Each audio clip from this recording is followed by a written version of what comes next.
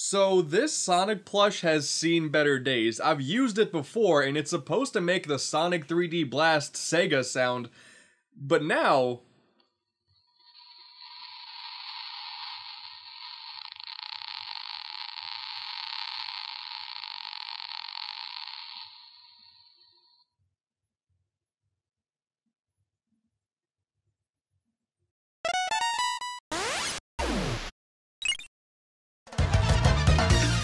The time has finally arrived. The hype train has reached its destination. Sonic Mania has finally arrived. Now, I had a bit of a unique perspective on Mania, particularly when it first got announced. Back at Sonic's 25th anniversary party, which was...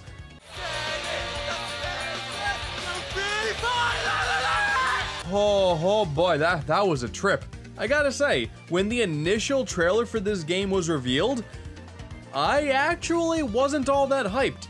Listen, I've played more than my fair share of ROM hacks and fan games out there. Sega announcing that they're publishing one of them all of a sudden initially didn't pique my interest. Capcom sorta did a similar thing a couple of years back, and that wasn't really all that great, so I was skeptical. But whoo boy, was I ever wrong.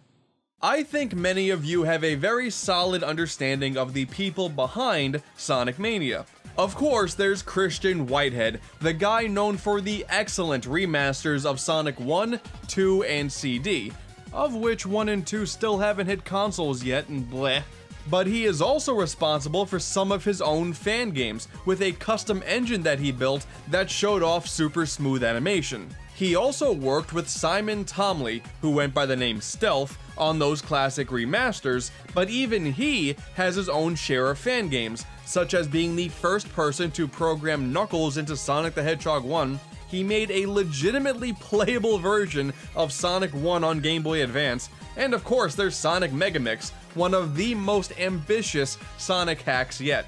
And he is now the founder of Headcanon. Boom, there it is.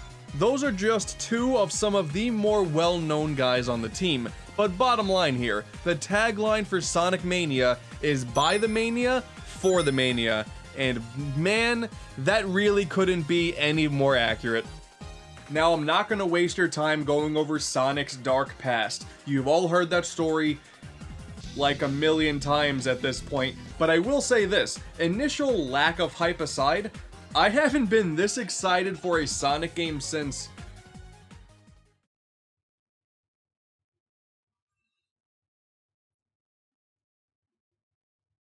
The story is super simplistic, but it works. After the events of Sonic 3 and Knuckles, Dr. Robotnik and his crew of Egg Robos are back on Angel Island to get access to the mysterious Phantom Ruby. And by doing so, they thrust Sonic, Tails, and Knuckles to different locales, both familiar and new to the heroes, along with transforming those robots into the new, hard-boiled heavies. And oh man, these guys are great. I love the idea of taking a basic enemy and just beefing them up, and the Egg Robo is such a perfect template for more evil robots. And well, that's it. Go adventure. Evil Doctor does a thing. Go. I am by no means saying Sonic should never have a story, but for a game of this style, just show me the thing I'm chasing and let me chase it. The awesome animated in-game cutscenes are just a sweet bonus. And before we really get into the thick of things, warning, spoilers will be shown here. You could argue that a Sonic game has nothing worth putting a spoiler tag on, but I will be showing every zone in the game and more, so you've been warned. You good? Okay, here we go. Oh my god, this game is so much fun! Anyway, first and foremost, and this is very important, the game is simply fun to play. That momentum-based gameplay that you remember Sonic for is here, combined with the returning elemental shields, which have a few extra uses this time around, and thanks to the new drop dash ability, Sonic is more enjoyable to control than ever before. And along with that, you have Tails, who can fly, and Knuckles, who can not only glide, but also bust through walls. Each character here can give you an entirely different adventure. Hell, Knuckles has an entire act completely to himself. And speaking of the levels, the game has a total of 12 different zones, and 8 of them are returning from the early games. And while that does sort of sound like a bad thing, only a third of the zones are new, it turned out to actually be pretty cool. The level designs and the gimmicks within each individual act are excellent. Like, for example, the first zone is Green Hill, because damn it, of course it is. And the first act is a bit of an amalgamation of the first 2 acts of Green Hill from the original game. But then Act 2 introduces a zipline mechanic that permeates throughout the entire level. And this is a bit of a recurring trend throughout the returning levels. They rely heavily on ideas that made those levels interesting in the first place, but they have no problem whatsoever throwing in some new stuff at you at a moment's notice. Like, next up is Chemical Plant, which is awesome enough on its own, but then you throw in sticky platforms, helix lifts, and syringes that turn the once poisonous liquid into bouncing gel, and it becomes legendary. The developers simply picked a really good chunk of classic levels, even when it comes to some more out of left field choices like Lava Reef and Oil Ocean. I mean, really, what if Oil Ocean suddenly burst into flames? It not only makes sense within the level's theme, but it's also a throwback to both Angel Island Zone and Sandopolis Zone. Man, you guys are geniuses. Naturally, when it comes to creating new acts from existing zones, especially when they're done really well, the fanboy in all of us wants every single one of them to be covered. That same thing happened with Generations. And I mean, hey, a new take on Starlight would have been awesome, but you know what? I'll take what I can get. What's really sweet though is seeing elements from unused zones sneak their way into other levels. Like those chicken robots that were from Wing Fortress. Hey, you know what? Throw them into Flying Battery now. And Heavy Magician transforming into Bean, Bark, and Fang. You really can't ask for anything cooler. Well, you could also ask for Ray the Flying Squirrel, but hey, semantics. Stuff like this is the ultimate fan service, without feeling forced, which is something that the Sonic franchise hasn't really tackled before. Well, not in a particularly good way, at the very least. Fun fact regarding fan service, if you remember that classic 25th anniversary party, you may remember a light buzzing that haunted every online watcher throughout basically the entire stream. Well, once you beat the boss in Studiopolis Act 2... Oh god, of all the things to reference. And while we're on the topic of Studiopolis, I'm doing a pretty good job with these transitions, by the way. The new zones here are definitely the most exciting moments of the game. All 4 of them feature excellent combinations of unique gimmicks, settings that are bright and filled to the brim with colors, and really great music. I mean, seriously, a Blossom Garden that doubles as a newspaper printing location? What? That's so cool! Literally, am I right? It really sucks that there are only 4 of them in this game, but you know what? That's what Mania 2 is for, right? Please. And man, even the bosses are really good.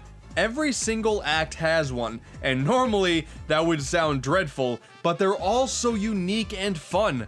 Whether it's Eggman or Robotnik, whatever, in one of his machines, some random robot, or one of the hard-boiled heavies, these are easily some of the best fights to ever be featured in a classic Sonic game. And the Chemical Plant Act 2 boss being a round of Mean Bean Machine?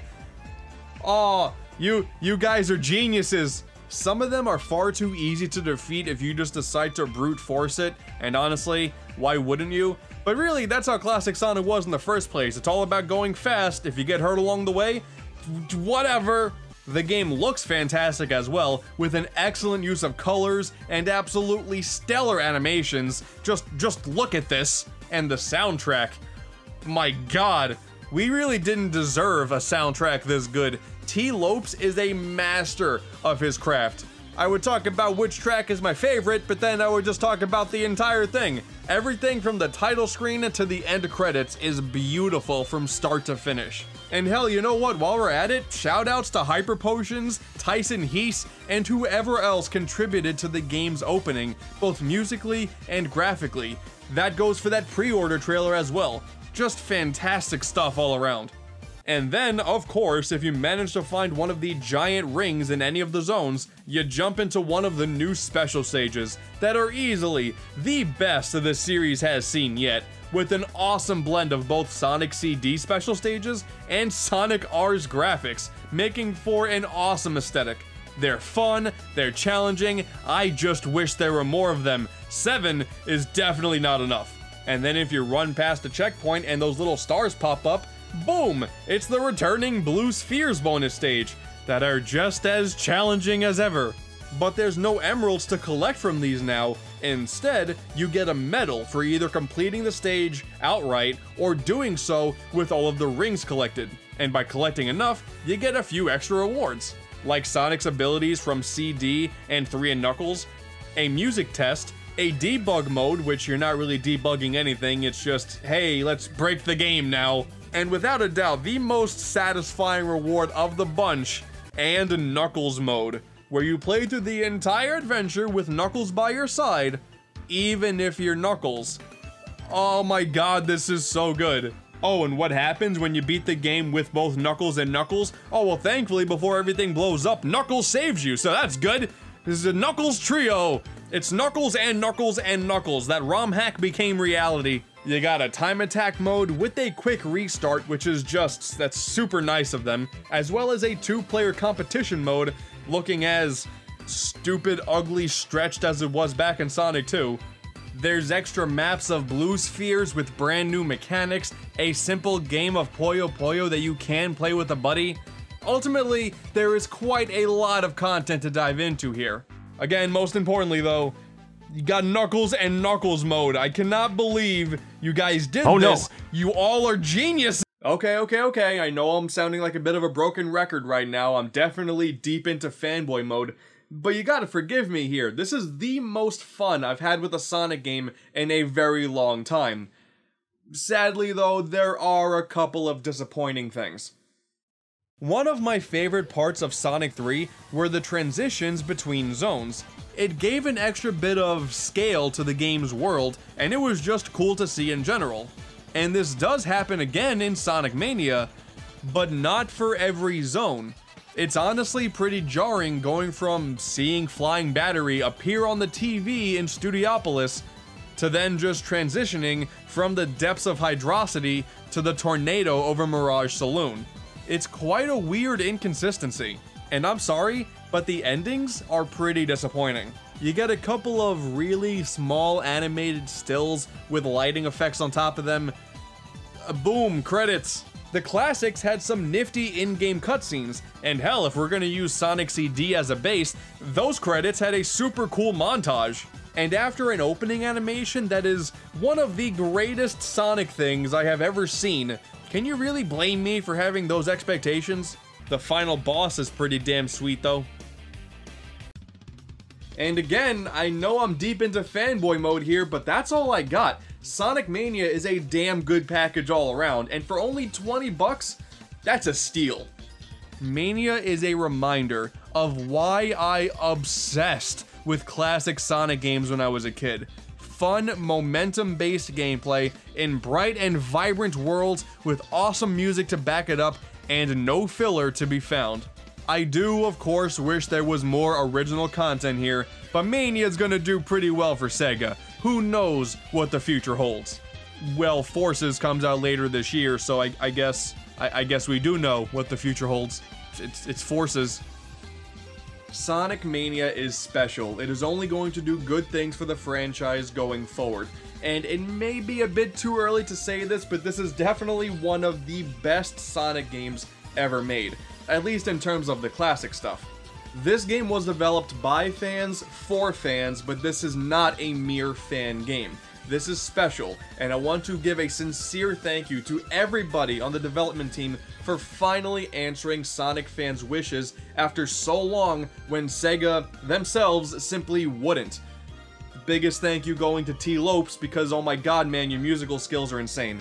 So please, please, just one final request from some random guy on the internet. Just let Sonic Forces be good.